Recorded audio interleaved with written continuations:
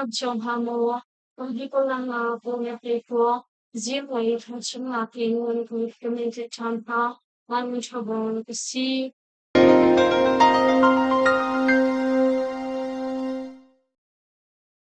Palawa peng chu chiang ram asikauti in chim brotherhood ni luwate in kan chauhan tia an chim pakhangal ka biwal a ni anuk ni chiang ram palawa peng chu chiang ram asikauti in chim brotherhood chu taldi lakni luwate in an chauhan kong chim brotherhood cb tomwa wai tu pol ni junil herezing an chim chiang ram chung achang choma mi ral kong le ram khel kong he pe tlai in Chim Brotherhood ni online in an tua mi press conference atu bantuk in an chim hi asi atoi fian nak in kan chima chun kan ni Chim Brotherhood chung tal di lak ni chun palawa hi chim ramasi ya kan zoom I kan chauhan kau hi kan ma Chim Brotherhood long mi selo in ramkum pite in an thai mi asikau ULAA chu kan ma cha hin ram in pa tha asi ram in pa tha long man selo in karal ka poizong asi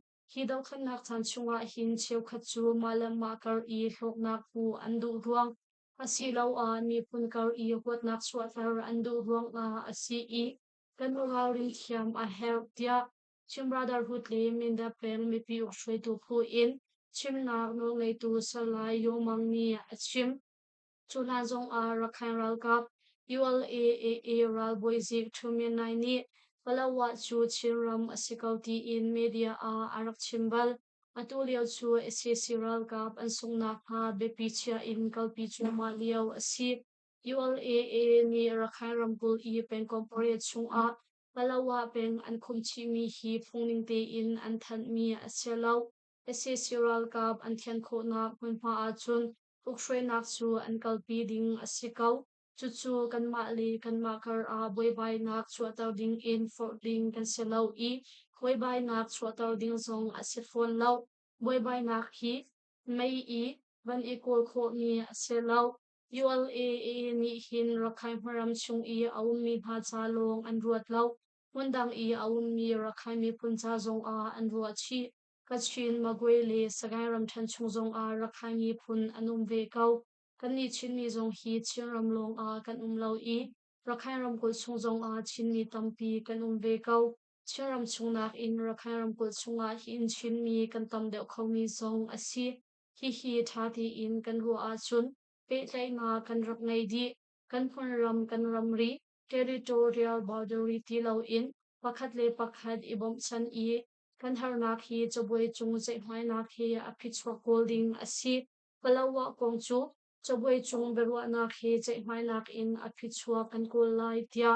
chim brotherhood le min da peng mi pi shoi tu pu in chim nak no ngei tu salayo mangni a chim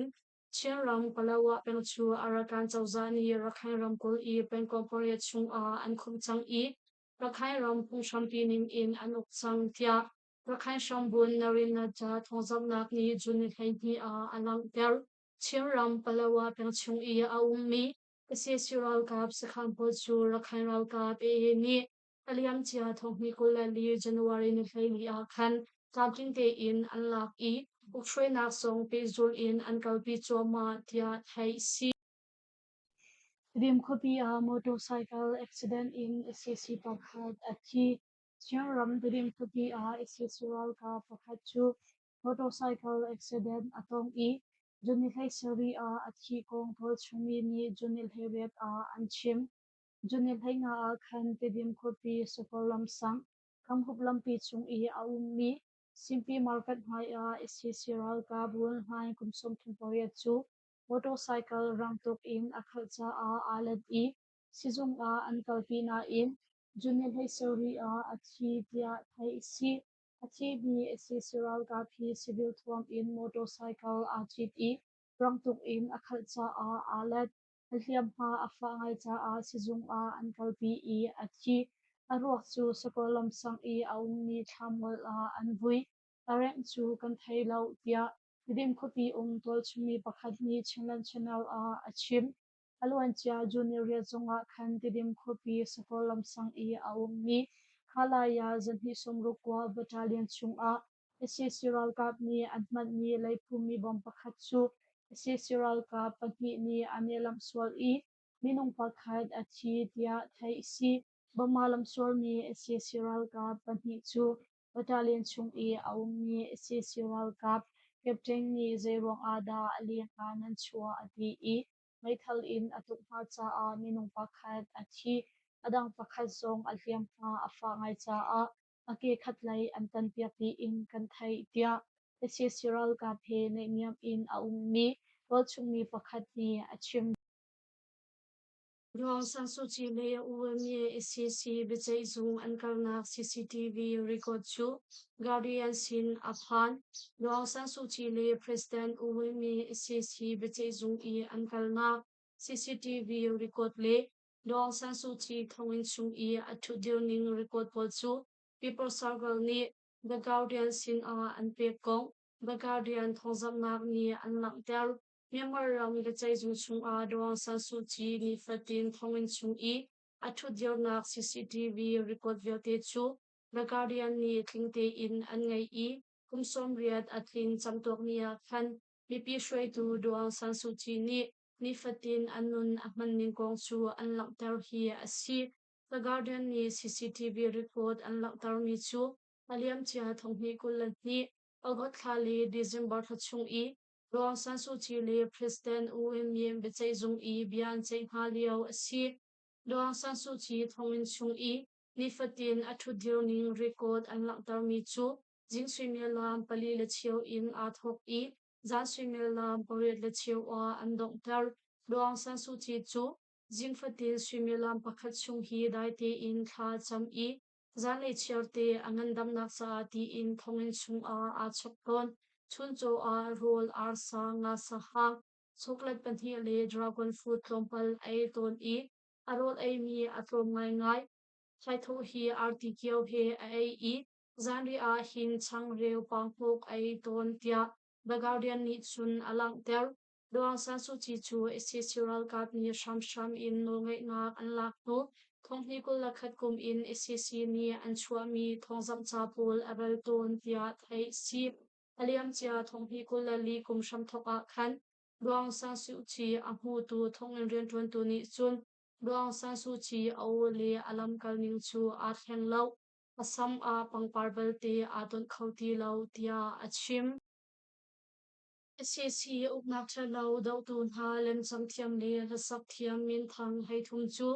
SCC ni rammi sinak in an chua na sham in no ngai na kala tu State Administration Council SCC uknak chalo do in do thlan na ka atal ve mi lem cham thiam le la sak thiam min thang minung hai thum chu member rammi sinak in an chua na kong SCC ni an thongzam na Telegram channel in Junil Heriat a Anthan, Junil Heria Zinglei Thawngchimnak Pasha a Khan, SCC Telegram Channel di lakni, SCSural Cup adaw tu, Ramleng Aphan mi lem chang thiam li lasak thiam min thang asemi ha, minung hai thum chu mimar ram than chawnak an hno swan kho cha a, aliam chia thongkhat zakwa somret ni kum liao I, kung shampi ning in mimar ram mi sinak in, an chuat na dia thai si, SCC ni an than ni a chun member ram than chawnak an hno suang kho mi thil an tua ruang a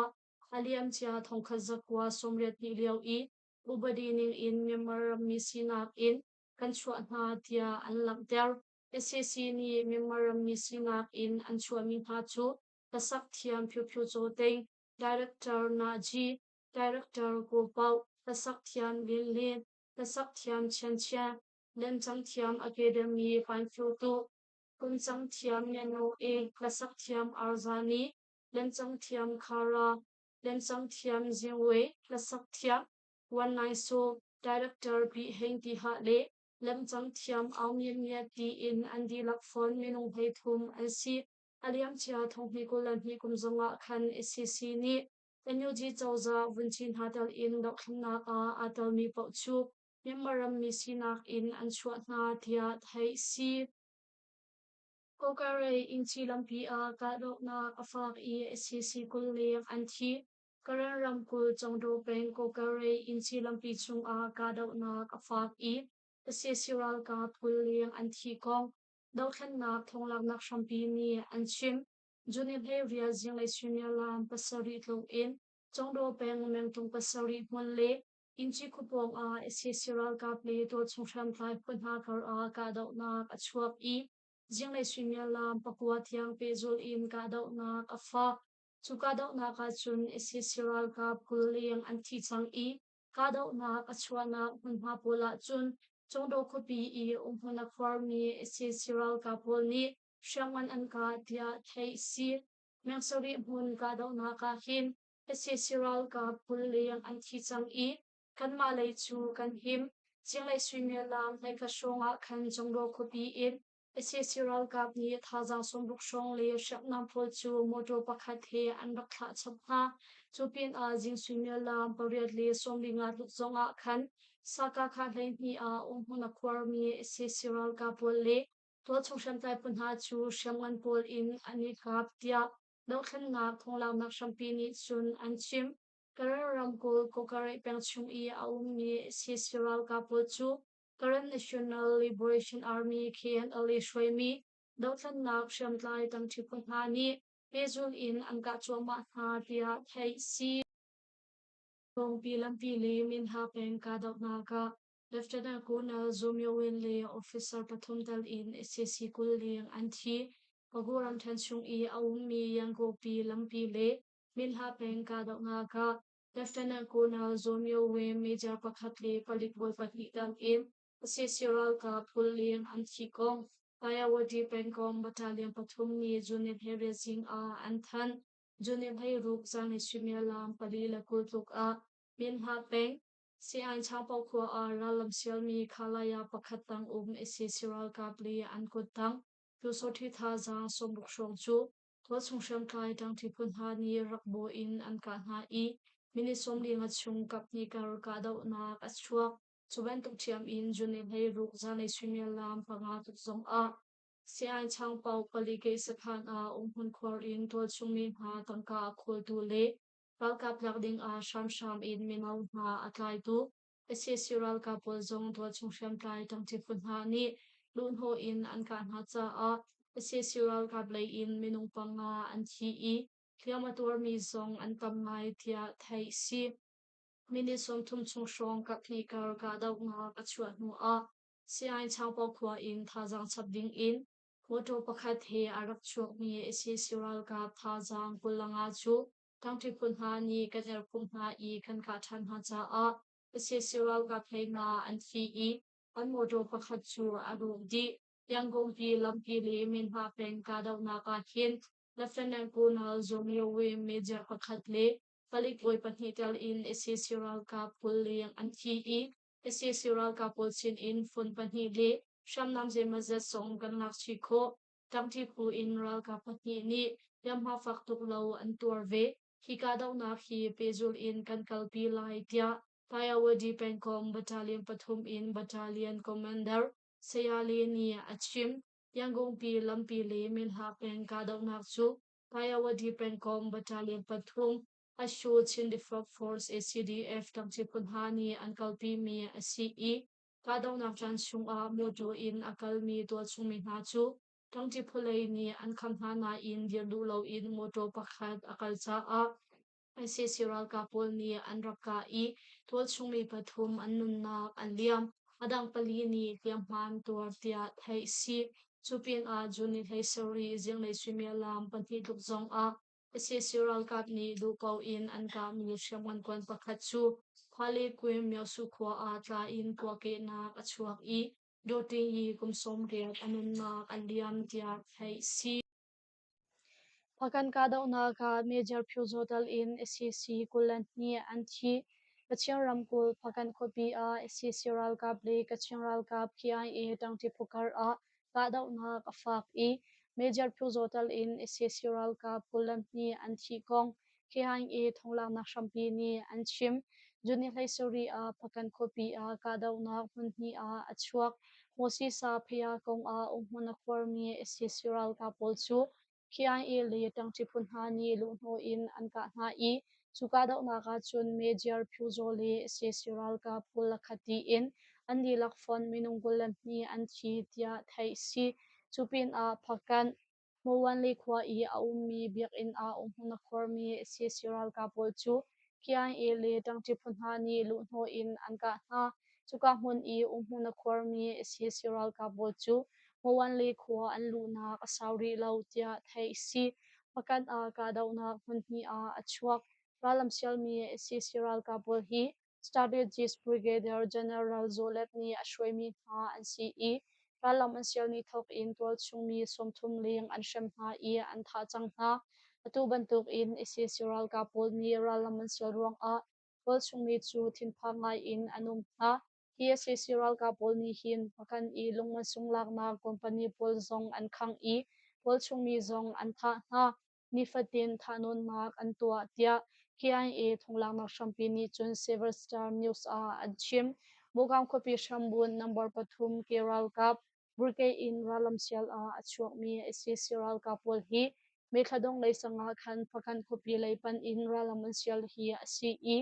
nikul chungde ni fatin kapni kar ka daw nak achuak tia thai chongdo kopi in ralam sial a achuak mi isi pol an ka na I minung som nga leng an thi karan ramkul chongdo kopi in hotel lay a ralam sial in achuak mi isi siral ka pol chu ro chung sham trai tang chi phun ha ni an kham ha I an ka na cha a isi siral ka lay in minung som nga leng an thi kong swallow kolum in tongwang wai tu pakhat ni junior hai sawi zan a achim junior hai li a khan chongdo kopi in no chang kong kwa li in chi kwa a division so mi li le division so nga in achuak mi isi siral ka tha zang zale so nga shong ni ron pol american chi I ralam sia cha a ro chung shem kai pu swallow kolum le tang che phun ha ni an kham ha I an ka ha tia thai si company kar ka daw na ka chun isi siral ka so nga liang an thi I minong pasari shong ni hliaman tuar ralam sial mi isi siral ka pol mi du pau in shaman an ka pin a drone in boman thak I pol chumi ha chu ahim nak hun a ithial cheu ding in kanin thei tar ha chun isi siral ka drone ka daw nak in mi piral ka pol kan him po nak ding cha a jamar cho kan hau I mizapi ni pezul in na kan bom chadri nak lai song kanin nol kaun ha tia swallow kolum in twang wai tu pakhat ni chun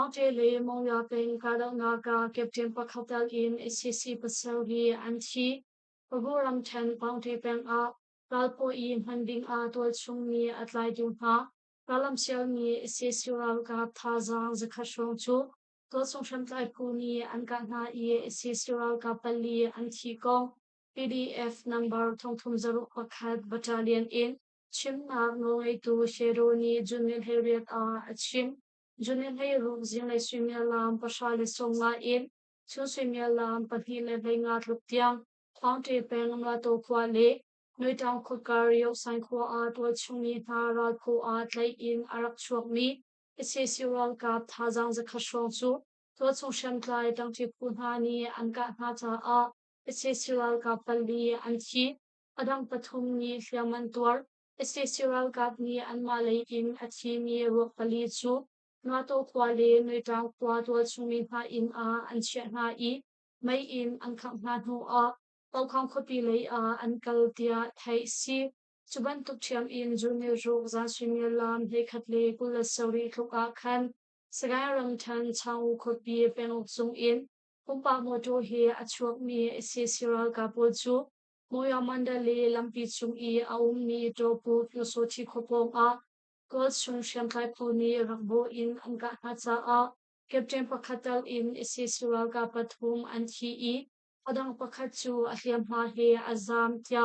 Brave Army BSC in Trambawai tu pakhat ni achim ve tupin a tol chung siam kai puni isisiwal ka moto chung a MA1 MA5 9mm Singbeta Meithal Sao mi zun ni atoi mi zun thum mobile phone pathum le Shamnam dang zin mazet song an lak mu a SSUL ka moto chu mai in an khang pek pa tia thai si Ipyo pang chung SCC ge sakhan pathum chu voi khada lu ho in an ka I SCC par ruk an thi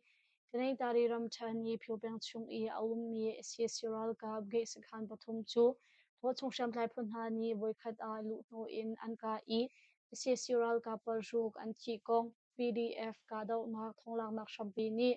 junil heriat a an chim junil hei nga zinglei swimia lam panga le somnga nga tluka khan iphu pen kampau circle chung I a ummi opin kong khokam a sseural kap ni umhunan khorna ge khan pathum chu to chung sham lai phun ha ni voi khat a lu no in an ka chu ka dau na ka chun sseural kap lei in minung par ruk an chi I to chung sham lai phun ha chu himti in nuan pil khau than tia thai si ge khan pathum ka dau na ka kan fetar khomia chun sseural kap thimi par ruk an si kapni kar ka dau na khi jangpi leng asi chang I electric mai arati lo nak thakhat atling liang chang ka dau na ruang a tol chumi ha chu ahim nak mun pol in anjam ha I anjam nak zong jar hi leng asi chang tia pdf ka dau na thongla nak shampini chun anchim iphu peng chunga dau than nak shamlai phun ha le sseural ka par a jutla shamthok in ka dau na chuak I ka dau na ka fa cha a wal chumi na chu ahim nak mun kol in Ralarshel na tia thai si